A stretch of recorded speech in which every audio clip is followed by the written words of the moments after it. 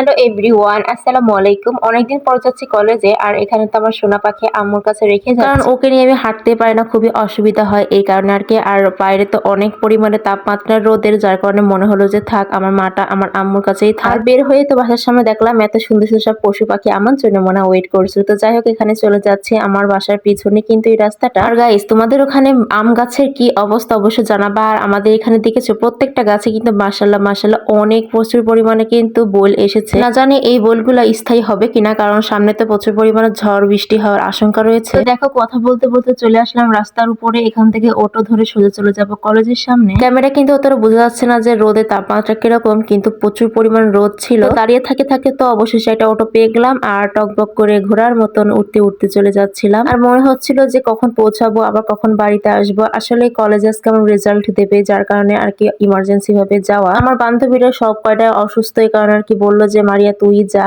যে আমাদের খোঁজ খবরটা নিয়ে এসে দে। যার কারণে আসলে আমি একাই আজকে কলেজে যাচ্ছি। আর তাছাড়া বরাবরই মতন আমার কলেজ যেতে খুবই ভালো লাগে। তো অটোওয়ালা পেমেন্ট করে তো আমি নেমে গেলাম এবং কলেজের মাঠেতে। তোমরা যারা আমার ভিডিওটা প্রথম দেখছো তারা অবশ্যই কিন্তু লাইক কমেন্ট শেয়ার করে পাশে থাকবা। সো আল্লাহ হাফেজ।